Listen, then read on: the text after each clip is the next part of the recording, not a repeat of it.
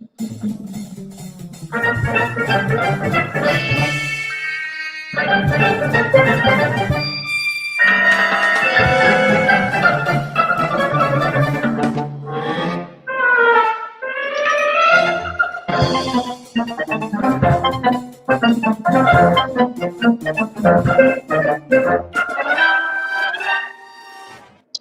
guys, good morning, good morning, good morning. This is Mark here at Saturday Morning Cartoons. Hope everybody is doing well.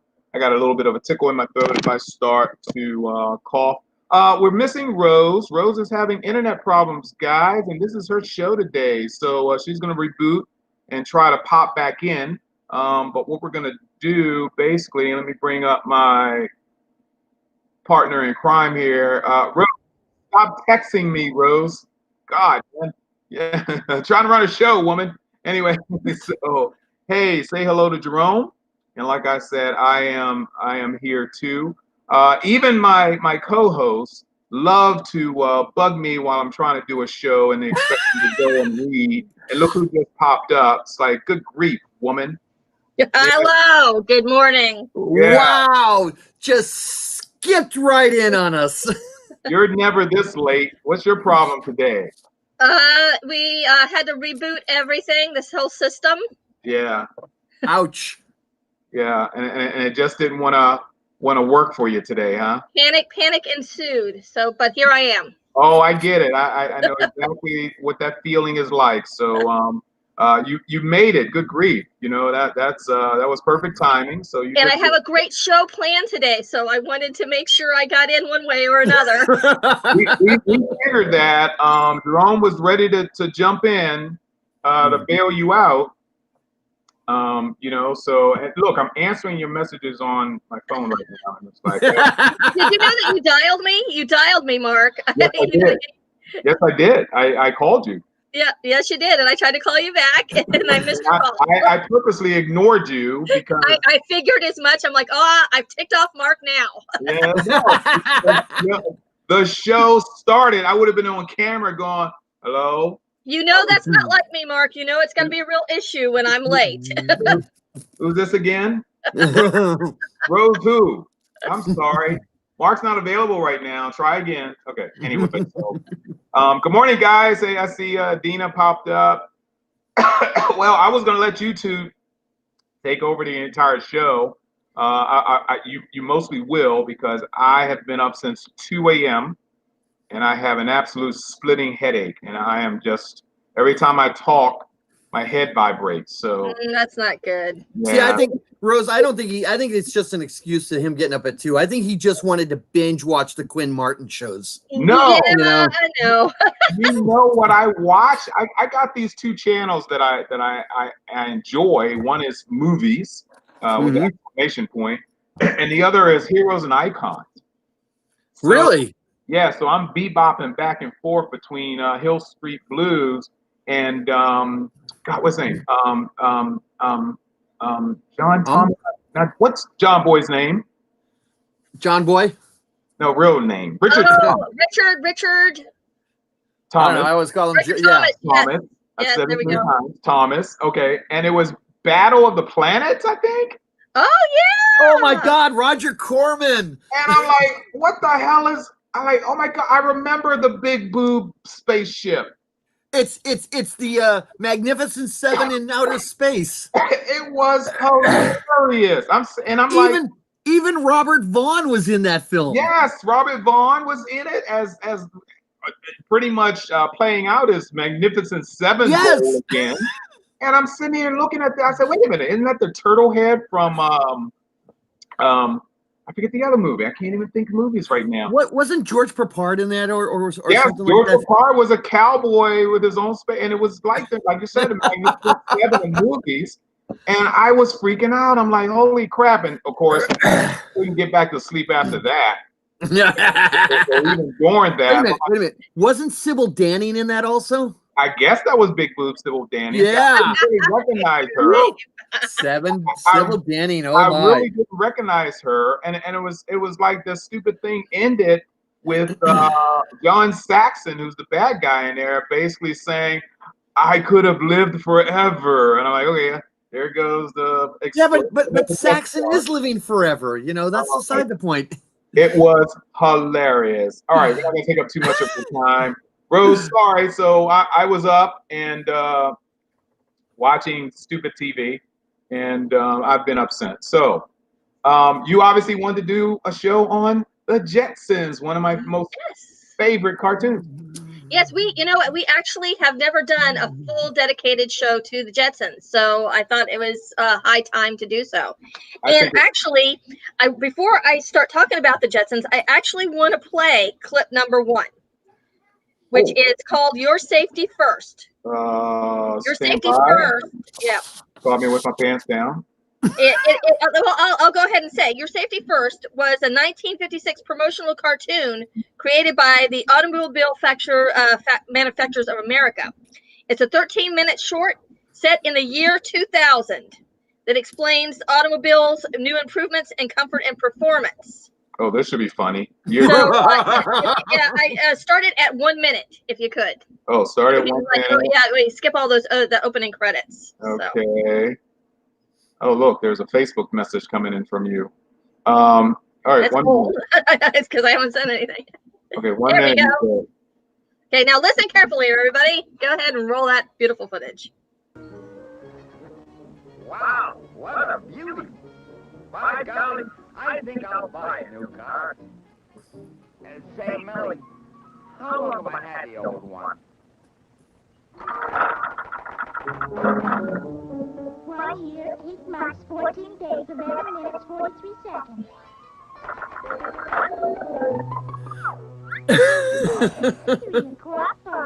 Time to go home. So it is. Well, I'm ready. Get a long day, 11 to 3, 2 hours for lunch, 3 days a week. It's a tough life.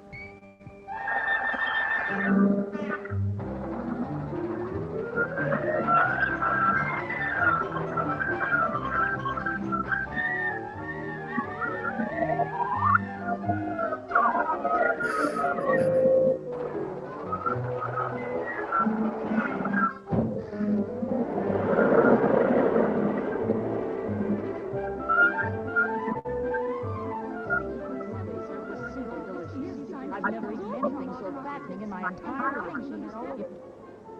Give me license number WJK-412. I did 3 hops, 3 no trouble. I passed. Do you mind if I pass? Certainly not. Go right ahead. Thanks.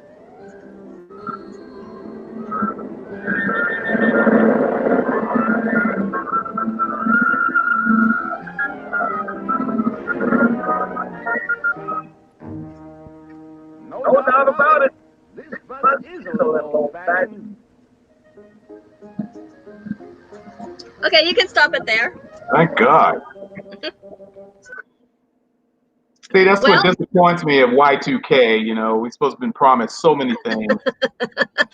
I guess that was Y2K's revenge on us. So, Go ahead, well, Renee. it was kind of hard to hear, but the voice of that person, of that guy, was George O'Halloran, and he ended up playing George Jetson. And in fact, that little short for the Automobile Manufacturers of America was the inspiration for the 1962 series, The Jetsons. Oh, excellent. Wow. Excellent. So the Jetsons, the show originally ran from 1962 to 1963. It was actually a primetime series on ABC. It ran for 24 episodes only. It was a complete bust at night because it was up against The Wide World of Disney on NBC. So the show got shelved, but it was back on the air the following year on their Saturday morning lineup. And then for the next 2 decades, the series jumped around Saturday morning from ABC to CBS to NBC. And it continued to run for that entire time somewhere on television, plus in syndication. Then in 1985, the 51 new episodes were created for the series in syndication, and that was a run from 85 to 87.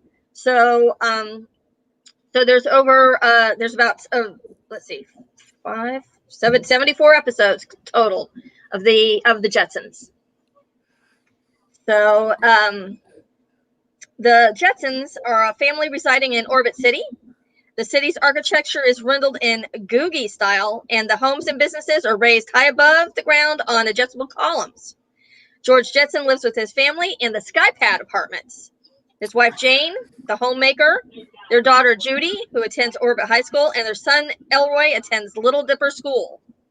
And they actually have a housekeeper named Rosie and a dog named Astro. And the next clip we have is the Jetsons theme song, which is, everybody knows this song. It's brilliant. And it was composed by Hoyt Curtin. Yay. All right.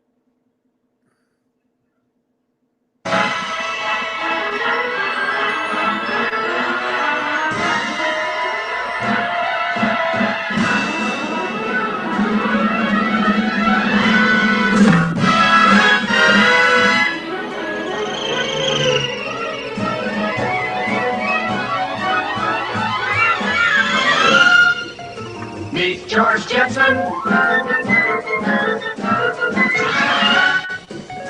His boy Elroy. Daughter Judy. Jane, his wife.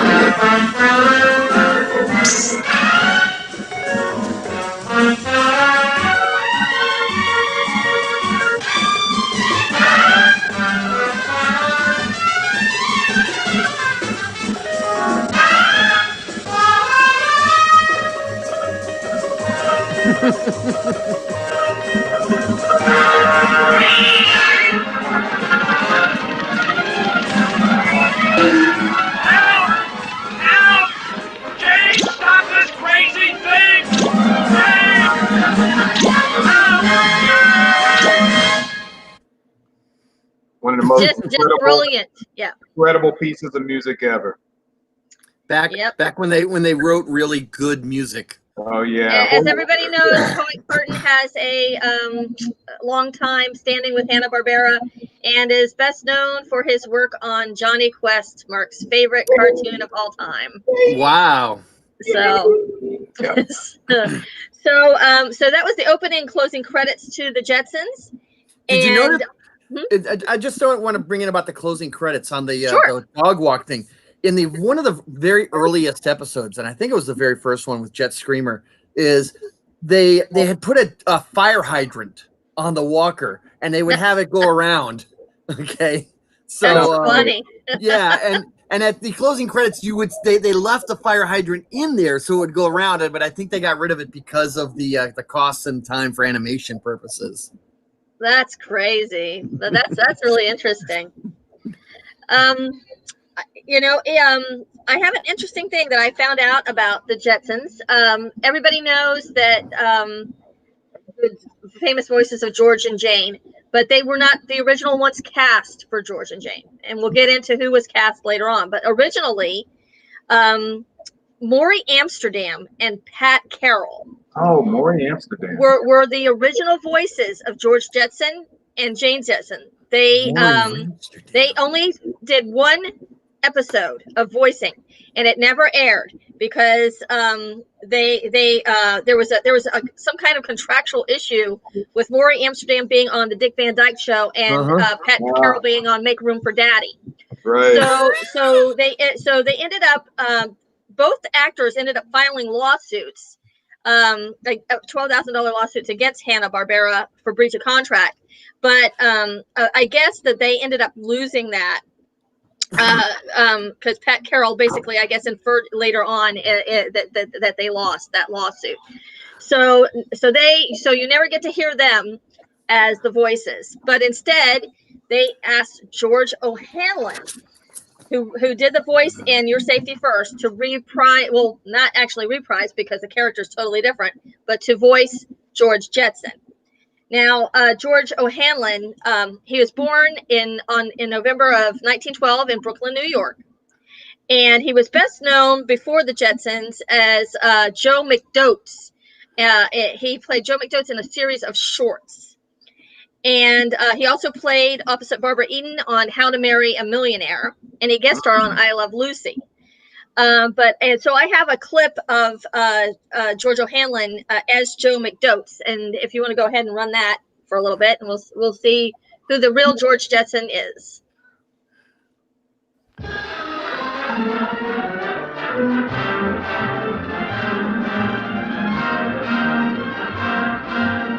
I've seen this before. I had not until last week.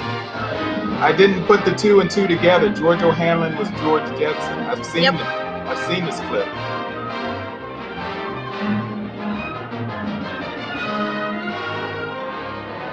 Joe, when are we going to get a television set? Television? We can't afford a TV set. But the Warburtons have a television set, and he doesn't make as much money as you do. Alice, television is nothing but radio with eye strength.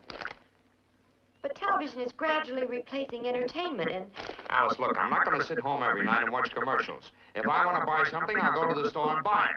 Besides, I like privacy in my living room. There'll be no TV set. All right. I'll get a set. We can watch TV in the poorhouse. Stop your crying. do you really mean it, Joe? I said it, didn't I? Okay, then. Surprise!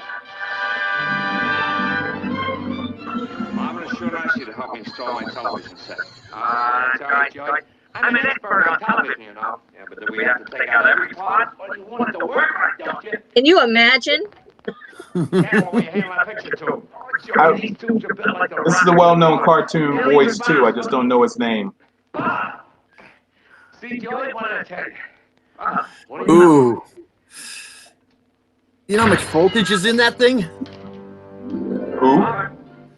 The picture tube. Guess you went home? Used to work I with remember them them. being very heavy. They were very heavy. They also have thousands of volts in them. Sure it works all right now, Joe? Oh, yeah. Have you got it all back together? Yeah. Okay, I guess we can stop it. I just want you all to get if you could hear the voice of George O'Hanlon there. Gotcha. So that is George O'Hanlon, and actually, he ended up passing away during the productions of the Jetsons movie in 1989. So they had to get another actor to fill in and finish for the film. Oh, too bad. Wow. Yep. But that's George O'Hanlon, and he plays George Jetson. And so I've got a George Jetson clip coming up. Yes, you do. So I think George is like the true patriarch of he's like one of the best patriarchs of any cartoon series. Alongside Fred Flintstone, of course. Well, I mean, it's very 1950s Americana sitcom, the Jetsons. Donna Reed show kind of Yeah, stuff. exactly. Leave It to Beaver, etc. Did you know that George Jetson only worked an hour a day, 2 days a week? And he still thought he was overworked. It is. Oh my God! And he complains about his button pushing finger all the time. Yeah. Okay. Oops. Okay, you ready for the clip? Yeah, go ahead and roll it. All right. Where are my shoes? Right in front of you, dear, where they're supposed to be. Well, I just want to be sure. Yesterday I walked out of here with my shoes on my ears.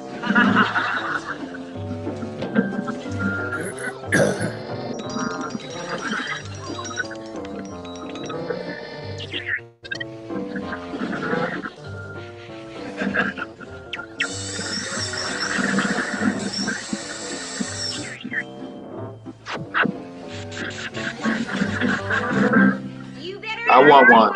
Don't forget you have to drop Astro on the convenience school on your way to work. Oh, yeah. Yeah, this is his school day, huh? Oh, boy, will he be tickled. Here, Astro.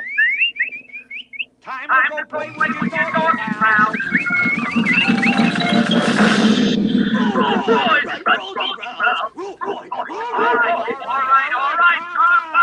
It isn't like you haven't seen him for 10 years, you know. Now cut that out. If I want a bath, I'll take a shower. Oh, George, he's just excited. You know how anxious he gets about school. I know. Oh, how I know. Bye, dear. Have fun. I can have more fun with a saber-tooth tiger. Nothing worse than showing up at work covered with dog hairs. I guess in the future they have some of the same problems we do. You know, it's my husband can never find his shoes. You know, and I'm always going to work in with cat hair, and he's got the dog hair issue. I was gonna say George is wrong. His worst thing is being covered in cat hair, not dog hair. But you know, geez, you know, as a mom, I got to ask you this because I know I saw this when Gwen went to kindergarten. The very first day she went to kindergarten, she acted almost like Astro, with the exception of the licking part. You know, kids are always excited the first time they go to school, and then later years you don't want to go. Yeah, it's downhill after that. You know, but yeah. You know, what's funny is like I said, you know, George is so much the stereotypical 1950s sitcom dad.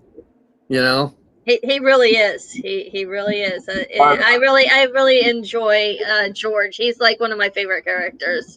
Yeah. Sage made this comment. I'm sorry. Sage made this comment, which was appropriate to the picture that I just happened to pull up. Tony Stark must have watched the Jetsons when he was little. Yeah. Look at the picture. He probably did. You know, there's a lot of things in the Jetsons that are inspired today, but we still don't have that push button technology, which I wish we did. It would make life a lot easier. Yeah, but we are pushing buttons. You know, if you look at your keyboard, you know, you are pushing buttons a lot of times for your job. You know. Yeah, and I guess in some ways we've surpassed it because, you know, if you have an Alexa, you can tell them to turn the lights on and off. You know. There you go. But if you think about it, when the time that this was made in 1962, we were a serious manufacturing economy. Okay, and what George is doing is basically an information technology or remote technology also. So we have kind of gotten parts of the Jetsons lifestyle. Yeah, know? So many people working from home now, you know. Mm-hmm. And they still complain. I work with people who are working from home now, not with me, not at my office, but at other places, and it's still really chaotic. You know, because a lot of people, you know, right now because of the coronavirus, people are working from home, and it's not smooth. It's a really kind of messy situation when you've not been used to doing that, you know, all the time. I did it for 5 years, and I hated it every second of it. You guys realize George has no butt? No, he he has a butt. He's kind of flat. He's got a very tiny butt. Oh, is it just me? It just does nothing for me. I'm just letting you know. I'm just okay. I'm done. So we've met George Jetson. So now we're gonna talk about and meet his boy Elroy. Now, in a lot of cartoons, young boys are usually portrayed by female voice actors, but not Elroy. Elroy was actually he was performed by Daws Butler, a very famous voice actor. Daws Butler was born in 1916 in Toledo, Ohio. He wanted to be a cartoonist, but after World War II, he ended up spending his life voicing Yogi Bear, Huckleberry Hound, Quick Draw McGraw, Snagglepuss, Jinx the Cat, Dixie the Mouse, and Augie Doggie for Hanna-Barbera, just to name a few. And Elroy was one of those that he voiced. And so I have a clip of an interview that somebody did with him in his home studio. If you would like to go ahead and play some of that, the beginning is that I'm walking up to the house, so you can just fast forward a little bit into where they get into inside the house. So maybe like a minute in, maybe. A minute in? Yeah, let's try a minute in. Yeah, that's good. Students. And These little dolls, some of the characters that I've done, Yoga Bear, Uncle Greyhound, you know. Memorabilia. This is the gold record that Stan Freberg and I won for St. George and the Dragonettes 20 years ago, whatever, plus. Which is a nice thing to have. That was one of the first comedy records to sell over 1 million copies, about 1.5 million, in about a month or a little more. That's nice to have. And this is the thing I got, the Annie from the National Animation Society, and that's quite a plum. So I mean, June Foray has gotten one, Mel Blanc, me eventually, and it's nice to have. And this is the coffee. You know, I have a workshop where I don't charge too much, and I have coffee and cookies, and these are some more pictures. These are commercial shots of actors and actresses. And let's see. This is the little ice box for the Cokes. More pictures. This is my animal collection here I've had for years. I always liked animals. And some are bronzes, some are wood, some are harder materials. Some are quite valuable, some are just nice little animals. But it's a wonderful collection, and at some time it could be worth an awful lot of money. I'm not concerned with that now because I enjoy having it. And this is kind of interesting, not this particular one. This is a puppet that nobody's ever seen. But in working with students sometimes, the hardest thing to do is to get them to relate, to listen. And they talk too fast. This is like a disease. All actors or prospective actors fall into that trap. They want to show how good they can read. Whereas if you get something like this, it's like putting a governor on your car, you know. Yes, that's right. Who's this chap? Who's this chap? Oh, this chap here? That's Bill. Bill what? You've forgotten his name, haven't you? No, I haven't forgotten his name. Yes, you have. No, I haven't. Yes, you have. What's his name? Quickly. What's his last name? Simpson.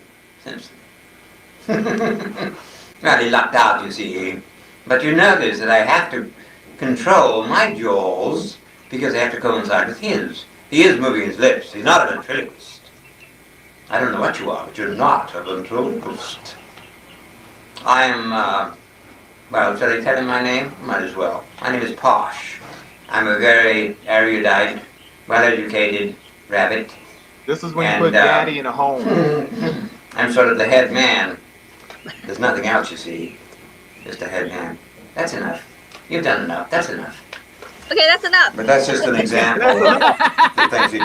But you know, the thing is that he taught a lot of those people on the wall. He taught them voice acting. He like before he passed away in 1988, he was people would come to his home and they wanted to learn from him because he is one of the masters of voice. Yeah, I love Dawes. Dawes is incredible. Amazing. It was so versatile because, you know, Elroy doesn't sound anything like Yogi. No. It's good that it sounds like a little small boy, and for a full-grown adult to voice that's pretty incredible. Yep. So why don't we go ahead and you have that Elroy clip coming up here? I love Elroy. Elroy's like probably my favorite character on the show because he's just so adorable. He's not your child. Well, yeah, he's much more well behaved, but in this clip, they don't think he's being well behaved. So let's go ahead and see what trouble Elroy's gotten into today. All righty. Oops, excuse me for a sec. Click here, then click there. I'll never get over it. 4 D's and an F and an H. Elroy, how could you? But Mom, Pop, I'm telling you, there's been a serious mistake. That's right. A serious mistake. Well, there's no mistaking this. And may I urge you parents to come to class so that we may discuss your son's atrocious conduct. Perhaps a good military school on Mars might be the answer to this. A Martian military school? Yeah, maybe that's what he needs. A little Now,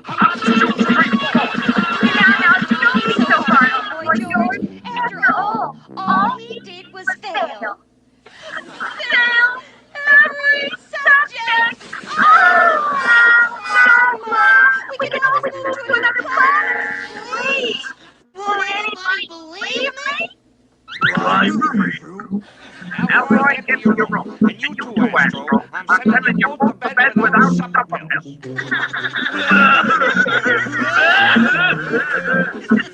Okay, I guess we can end it around there. Maybe you should give Elroy another. Supper pills, I noticed. Can you believe that they were sent to bed without supper? You know, that these days they call it, you know, Elroy just get on the phone and call DCF, you know.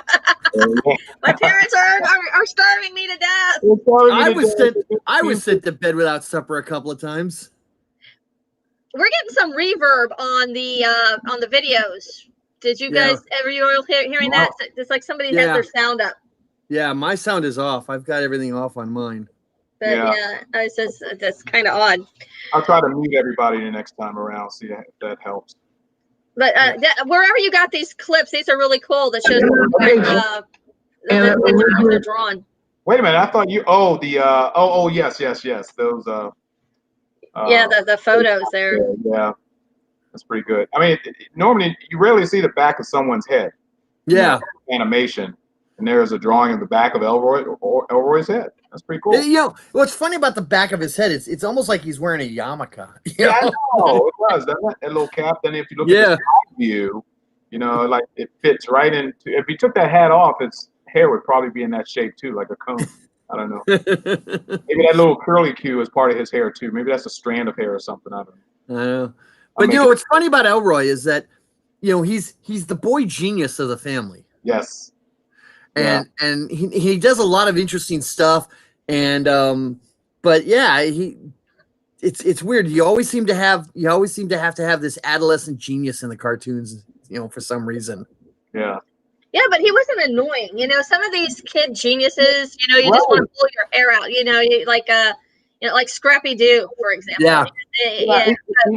He wasn't considered a whiner, although in this scene he was because he's being punished. So you understand that. But otherwise, he's normally solving the problems, you know, or bringing some logic to the whole situation, you know. Yeah, one of my favorite episodes with Elroy, and I wish I would have been able to find it, was the one where they go camping. And basically, I think George gets sick, space sickness or something, and Elroy just has to basically take over and run the mission, you know, with the scouts on the moon. Yeah, they go to the moon. It's funny how you're talking about favorite episodes. I'm going to interject here a bit because I didn't see it on your list, but yeah, it's not on your list. One of my favorite episodes when George got the indestructible suit. Remember that he was trying to show off this indestructible suit. I think it was for his boss. Yeah. And they were firing rockets at him. You know, chainsaws. You know, boulders on it, and nothing would happen to this suit until Jane washes it. Yeah, I remember what you're talking about now. Doesn't it like fall apart in the wash or something? Yeah, it does. Fall apart, you know, just because of her washing it, you know. Yeah, so, and they all thought it was because of Elroy's pill that they had taken, you know. So Gary noticed that too. Audio thing. Hey, you know what? That could be me. I have no earphones on, no earplugs. Oh no! Yeah, I just realized it. Sorry about that. No, that's okay. We'll figure out what's going on. And, that could be me because that's the reason why I wear earplugs. And like I said, I've been up since 2. So I mean, the Jetsons really have entered our iconic, you know, imagery of what we think the future is supposed to be. Yes, you know. Sure. And you know, and there's all sorts of fun craziness as to, you know, the fan theories are hysterical about certain things, like, you know, there's been an environmental disaster down on the ground. That's why everything is up, you know, like climate change or something. Oh yeah, you know, I never thought about that. Yeah. If you think about it, why are they on stilts? Basically, you know, why are these apartments on stilts? Well, you know, the polar ice caps melted, so everything's flooded. So we just raise everything up. There you go. Yeah, and it's the apartments, the way that they're set up, like, is if it's raining, they just go to a higher part of the atmosphere to avoid, you know, to have perfect weather all the time. Yeah, I can't design that crap, folks. Sorry. You sure? Yeah, we were hoping you'd be the big architect that would get us all up there. No, I take it back. I could design it. I have no idea how you're going to build it. That's on you, Mr. Contractor, sir. Those pylons would have to be pretty deep, you know. for those Well, stills. you know what? They could do it like, where they are in it, like the tubes are inside each other, so that they like an extender. Yeah, like the fake, Jedi. Yes, exactly. Yeah. Just go higher. Okay. So you snap the apartment, right? And everybody gets shifted over to one side or something, right? Forget that. I want that chair when you get in the house. It just sort of goes around the house, and you get stuff. I want that whole clip that George had. Getting the slippers on when he comes home, the seat reclines, you get a massage. Yeah. Hey, you know what, Terry? I just saw Terry's comment, and I really thought it was really interesting. Is if the design for Bespin, aka Cloud City, in Empire Strikes Back was inspiration from. I could absolutely see that. Cloud City. How else would a Cloud City look? And there you go. That's what was the Jetsons' apartment name? I think it was Skypad Apartments. Skypad Apartments. Yep. Skypad. Okay. Yeah. So that's Bespin. Bespin with Skypad. But here's the other question: is I want to know how they did the car folding up into a briefcase that he can carry. Yes, and that's what I would love to have walking into my office every day. Well, that similar idea was used on what is that? Ant-Man and the Wasp, where they had the building and he had it in a briefcase. Yes, and I love it how they would throw the building and then it would enlarge, and there you go, man. Hey, I can find that. And also a similar thing on the Dragon Ball Z, they had these little capsules that they would throw and turn into houses and cars, and it'd just be like a capsule, So when is that going to happen? But so back to the Jetsons. Okay. We've met George, we've met Elroy, his son. So now we're going to meet his daughter, played by Janet Waldo. And Janet Waldo, she was born in 1919 in Yakima, Washington. She began her career as an actress, starting off in bit roles, but she had 2 leading lady roles in westerns alongside Tim Holt. She also played on Ozzie and Harriet as a recurring character, a teenager by the name of Emmy Lou. So she had bit parts in different television series. She never really made it as a big time actress until she started doing voice work, and she voiced originally Judy Jetson, and she also voiced Nancy in Suzanne, Penelope Pitstop, and Josie and the Pussycats. I was really looking for an interview with her, and I couldn't find anything, but I did find this really cute clip that somebody took of her off the street when they were talking. She was like in line for something, and they asked her a question about Jet Screamer. So if you have that like short clip. And I also wish you had told me that interview. I played her interview on one of our shows in the past. Oh, did you? I couldn't find. I was looking and looking. Yeah, probably. Well, let's let this one run. And this one is, how long is this one? This one, real short, but it's cute. 12 seconds. Yeah. Stand by. Okay, Janet, we need you to do it by Jet Screamer. Oh! Well, Jet Screamer! He's the greatest! Oh, we have got to hear that again. Oh, hold on. Okay, Janet, we need you to do it by Jet Screamer. Oh! Well, Jet Screamer! He's the greatest! Wow, that is great. That is freaking awesome. Oh, Jet Yeah, just somebody with a phone camera, just and she just hops right in. I love the fact that she was willing to do it. Yeah, you're right. She's not one of some of the actors that say, "Oh no, that was in my past. I don't do that anymore. I'm so sorry." No, she went right into character. Well, that's amazing. She's an amazing actress. Yeah, she was also very versatile, and you couldn't tell that she was Josie and Penelope. Also, she had that just like really unique teenage girly voice. Yes. Oh my God. Oh, that's great. That was incredible. I like that.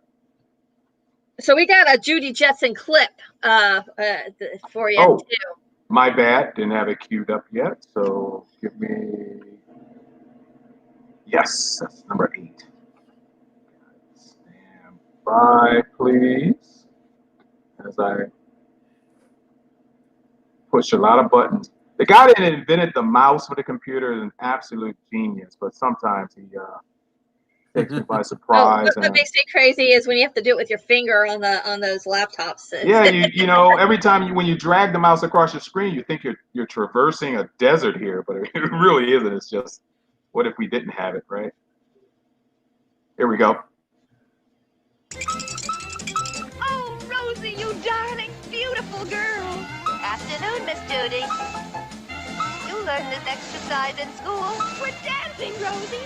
Maybe you are. All I'm doing is winding up my string. I'm in love. I'm dizzy. In love again? For the absolutely last time. Oh, he's simply the utmost, Rosie. The utmost. Sure. Just like the last one. Love. Not beep beep, Rosie. Love. Tra-la-la-la-la. For you, tra-la-la-la. For me, nonsense.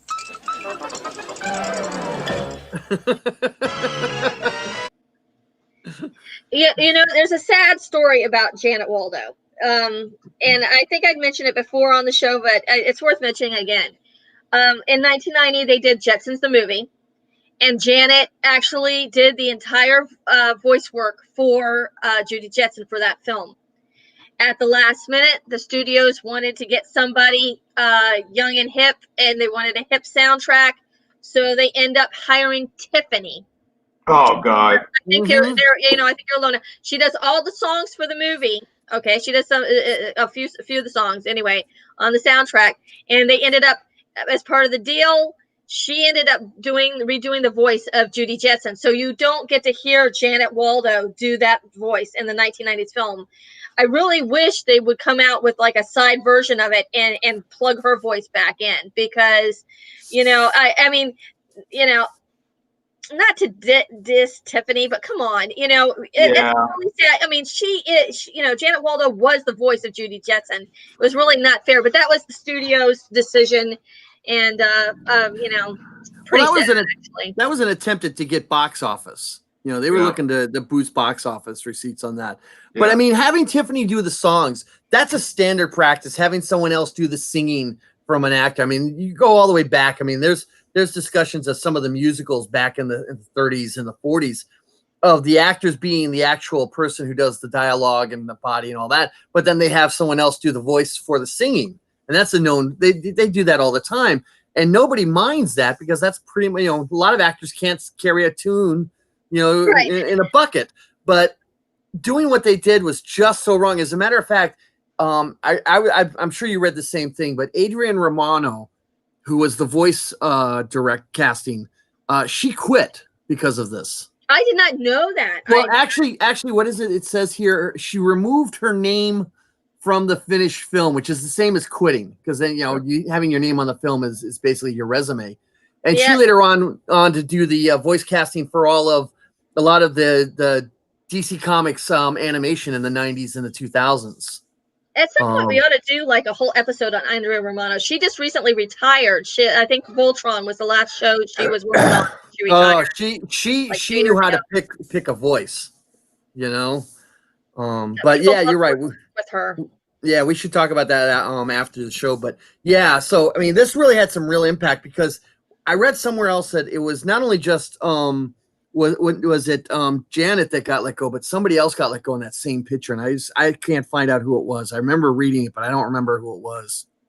Yeah, I'm not sure, but Mel Blanc was working on it, and so was George O'Hanlon, and they both passed away during the making of it. Let's see. So they had to be replaced, but I don't know if anybody else who was let go from it. I know, you know, the famous Tiffany thing. You know, Tiffany was trying to break into acting.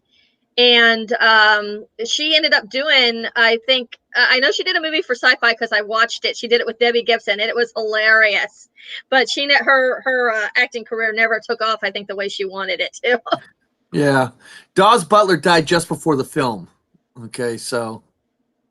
Yeah, he died in '88, and the film was, I think they started filming and doing the voice work and stuff in '89, and the film came out in 1990. Yeah, right. I'm just looking to see if there's anything else to see here about this. Real quick, So, yeah. before we move on, I'm going to go ahead and give props to our parent company here, Hanging with the Show, HWWS. I invite everyone to go to their Facebook page, HWWS, as in Sam. Take a look around. But we are thankful for them for providing us a lot with the locale for broadcasting. I also want to note that we are live on our YouTube channel, the Saturday Morning Cartoons, as we speak.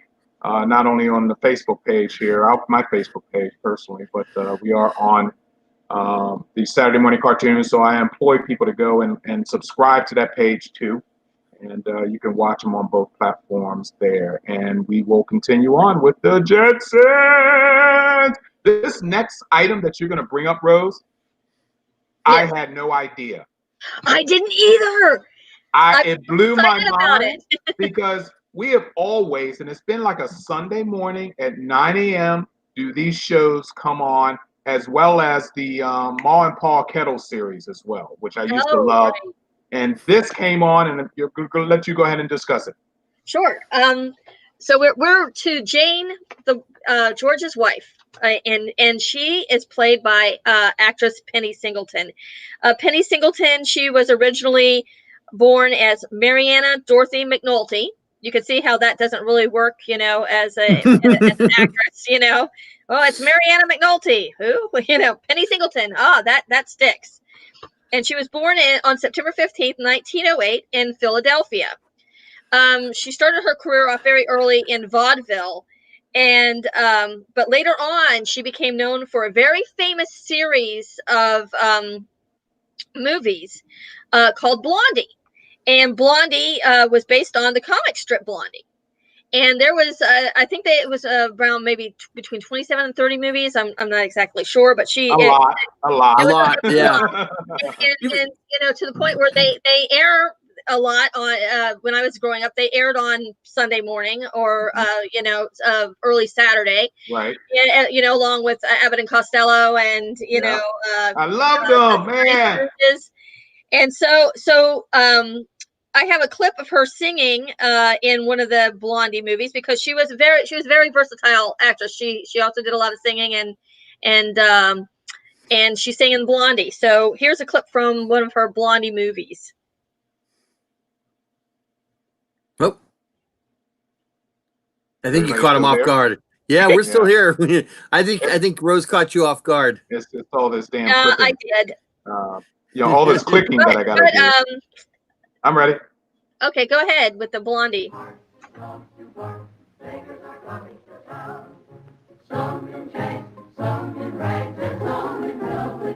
not a dog show.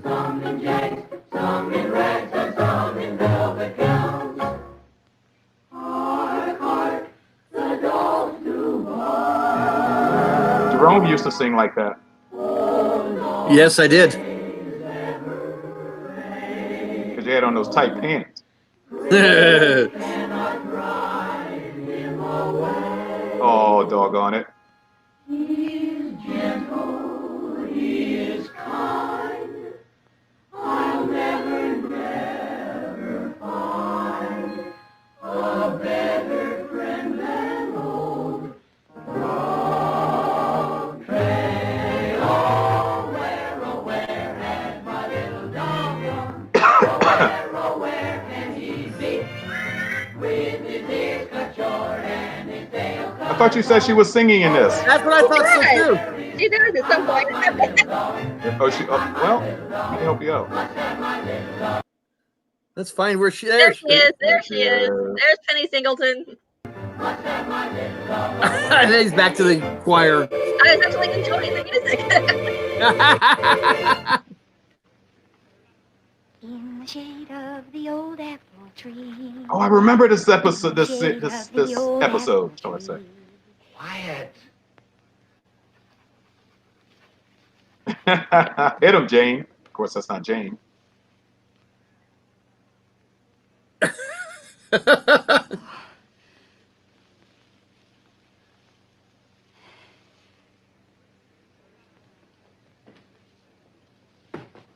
Please, play in the shade of the old apple tree. I'm afraid we don't know it. Oh.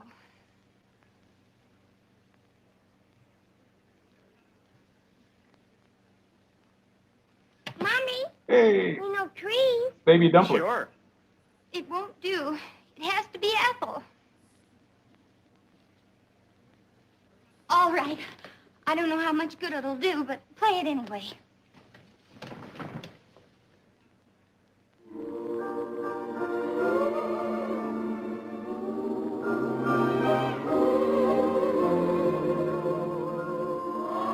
I think that I shall never see. I know this song.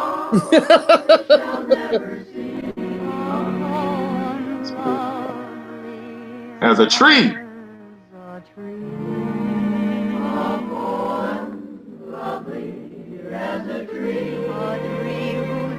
There's Dagwood.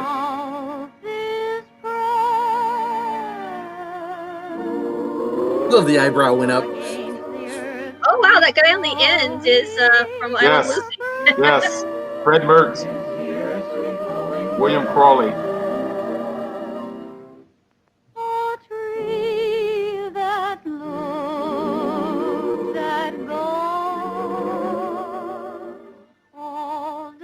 Yeah, it is.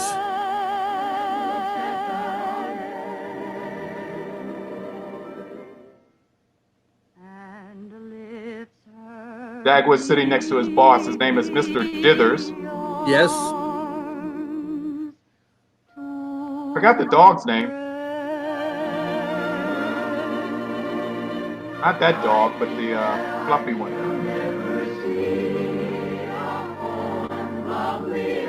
Oh, did they really? Oh well. Oh well. Like you said.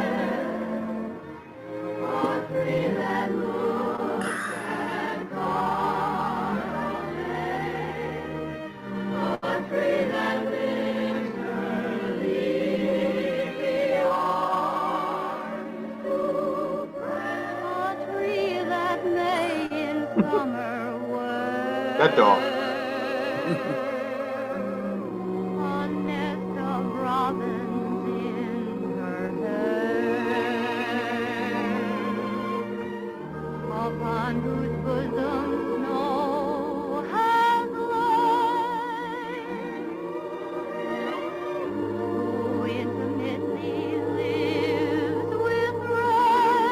Got about a minute. We can go ahead and end it if we want. I just wanted you to get a sample of her talent there. Oh no, she's pretty. Yeah. Penny Singleton, right? Yep, Penny Singleton. And then she can rock it later on when she does Bill Haley. Yep. The whole reason why I found this is I was trying to find out if that is, if that was Penny Singleton was singing that song, and it turns out that she did. She did do the Bill Paisley song. I just never put two and two together with her. I never had a clue. This was like the most exciting part, I think, of what I found out working on this show is that because she those Dagwood Blondie films were a big part of my childhood too. Man, she was smoking back then, wasn't she? Oh my God, yes. Oh man. I was young when I was watching these series when they came on, but it was fantabulous. So Penny Singleton did voice Jane Jetson all the way through. She did the 1990s movie. She did that voice. Wow. And unfortunately, she passed away in 2003. But she was in her 90s by then. Yeah. So she lived a good long life. She had a brilliant career, both as an actress and a voice actress. So good for her. She is very beautiful. She is such a beautiful person. So we can assume that in your next clip, which I'm not going to spoil, that she sang that as well? Do you think? Because that sounds like a totally different voice. She does a really hot number. Probably one of the ones that she's probably Jane Jetson's most famous for. So go ahead and run that song if you got it.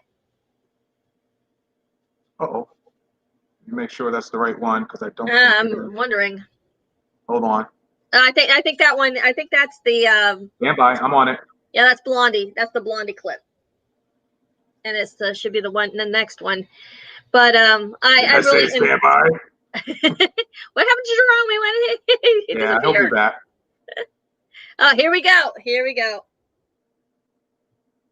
This was during a masquerade, and George has no clue that it's his wife performing. I wonder what she does for an encore.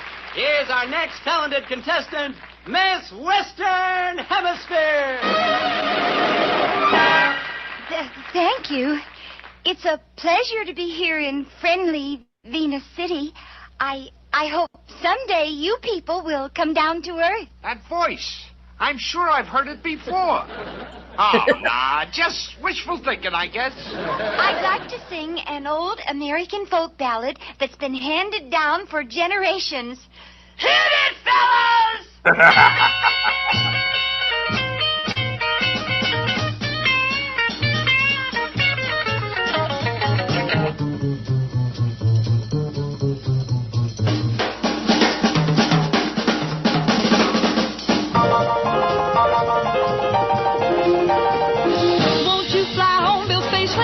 You fly home, I miss you all day long. I'll push those buttons, darling, while you relax. I know I've done you wrong. Remember that rainy evening, you blasted off 1,000,000 miles apart unknown. I know I've been mean, but please make the scene. So Paisley, won't you please fly home? What a doll! She's got everything. Too bad all girls aren't like her. Oh, well, somebody's got to be in the PTA. You're out there in space, but who knows what place? Bill Paisley, won't you please fly? You got some legs. Please try. Fly home, Bill,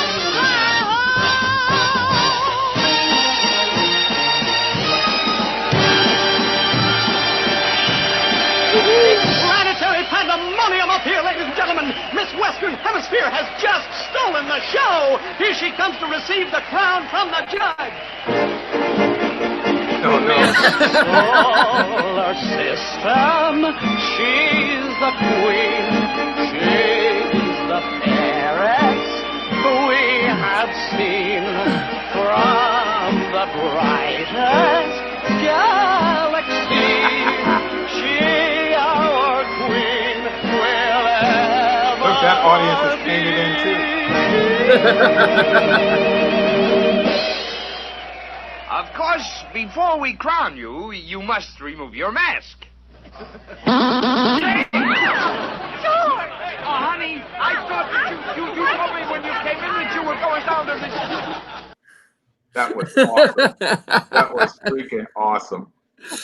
Yeah, that's what they played that episode a lot in the rotation when I was a kid. I saw that so much. You know that they did. You know, this is one of those scenes where they did predict the future. I mean, those tiny boots she was wearing, weren't those really 1990s, Sal?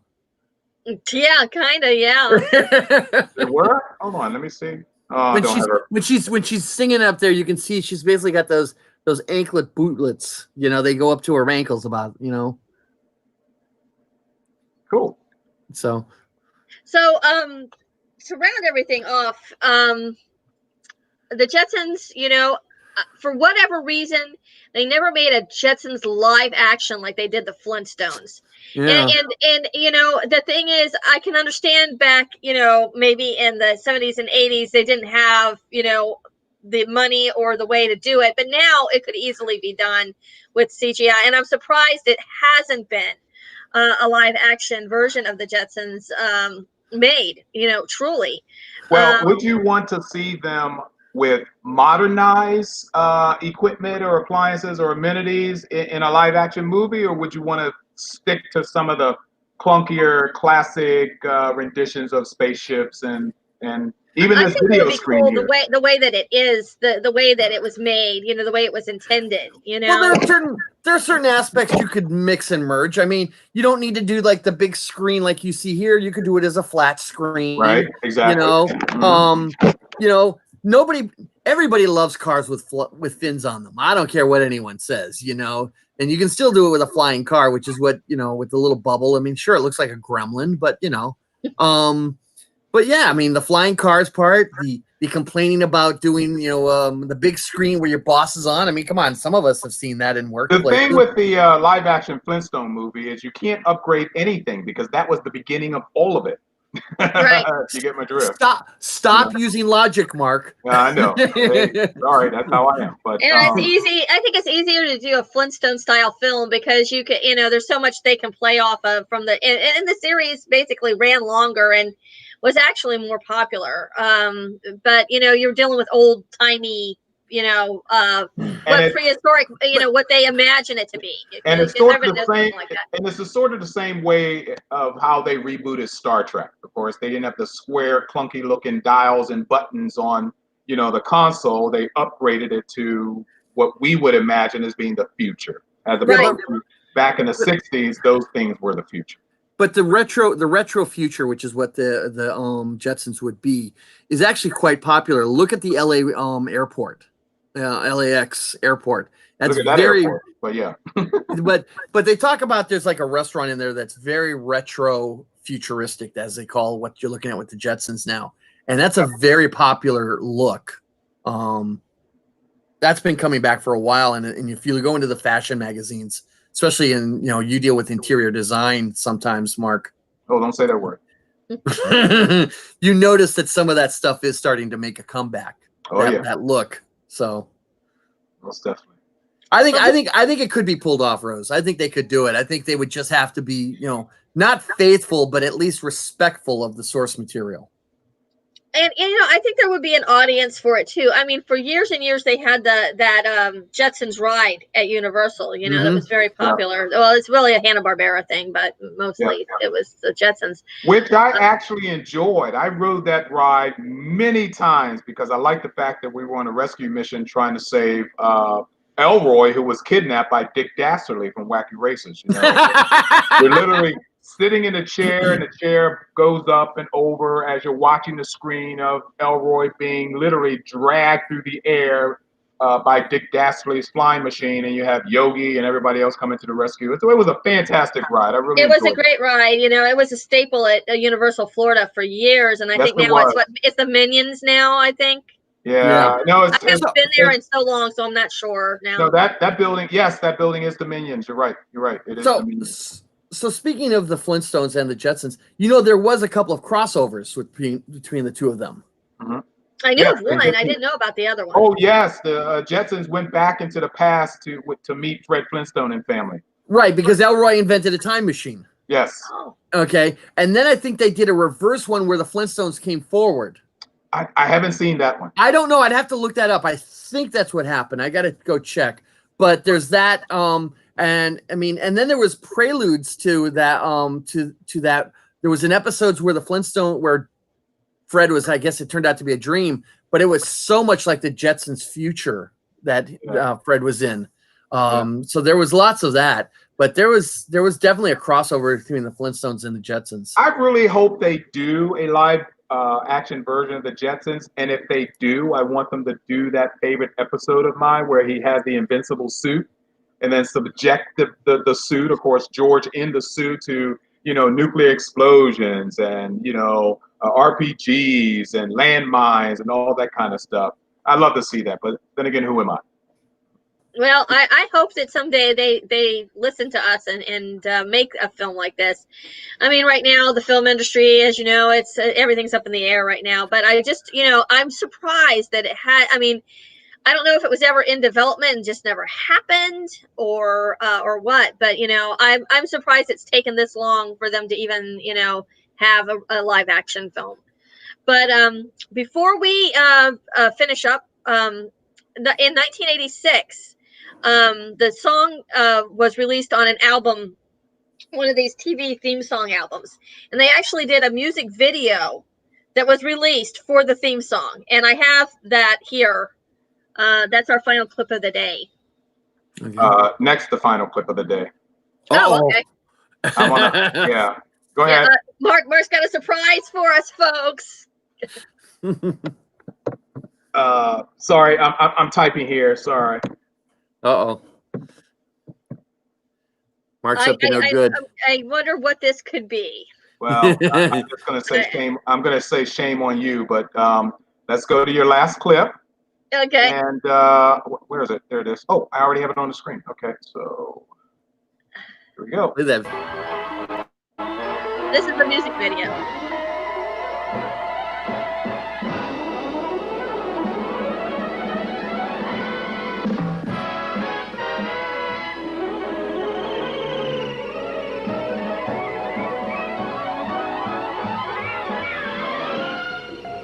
Meet George Jetson. His boy Elroy. Daughter Judy. Jane, his wife. I like this.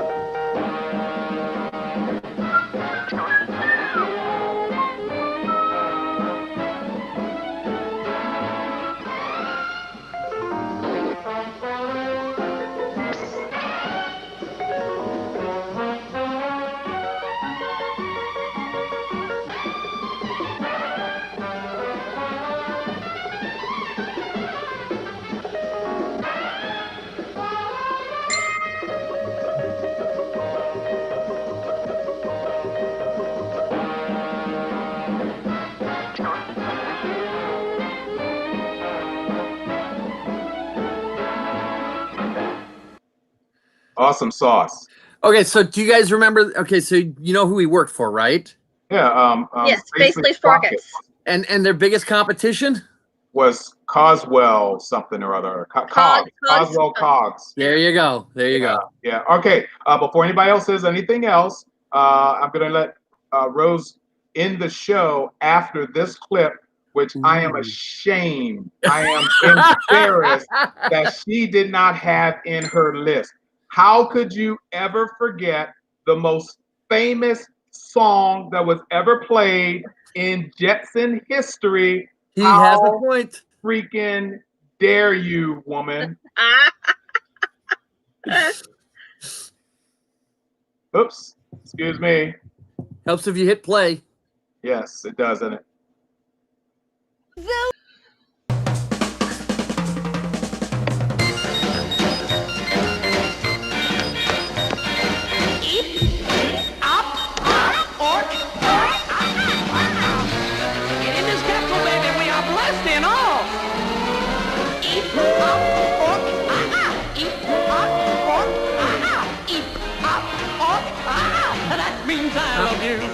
One hour I took my baby for a ride in space. We met a little man with a funny, funny face. He taught us both to wail this way. Now nobody digs a word we say.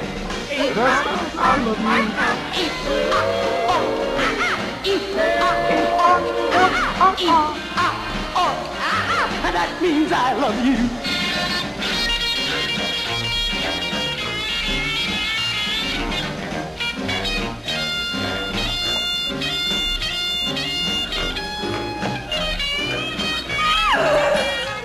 Yeah, I read my baby loud and clear. She just said, I love you, dear. Now when I reply the way I do, I just said I love you too.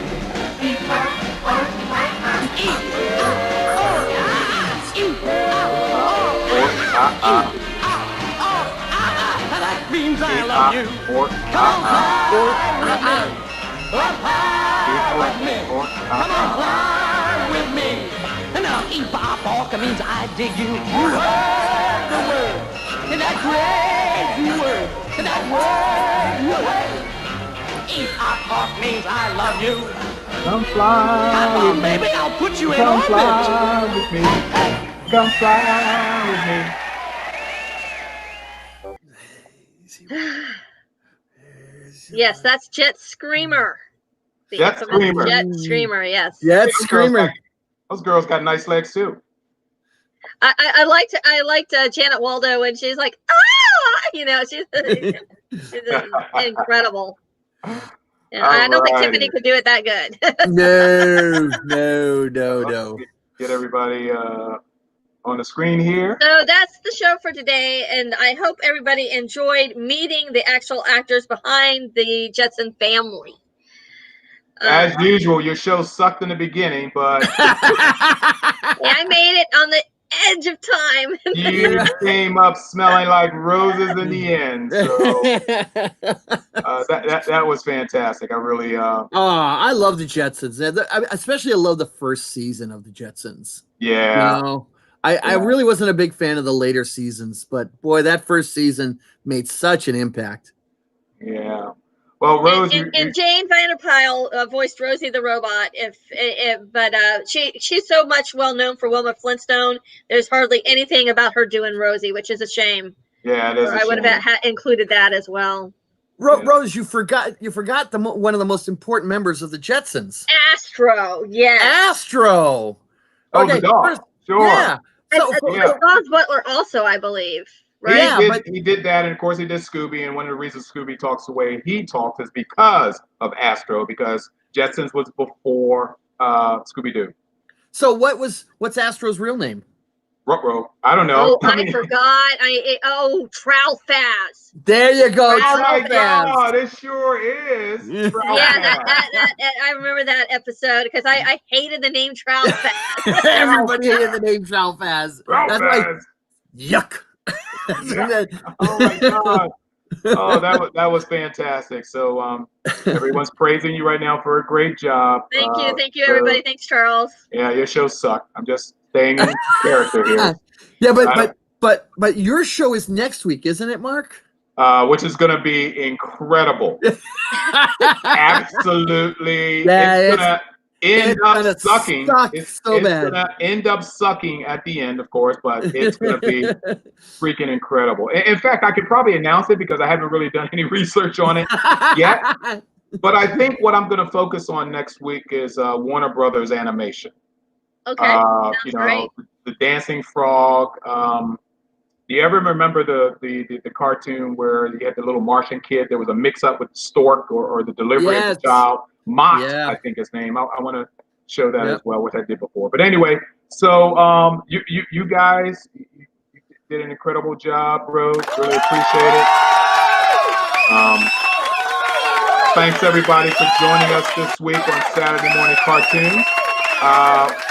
We'll see you next week with Warner Brother Animations, okay? Thank you, guys. Bye-bye. Thank you. Bye, everybody. Have a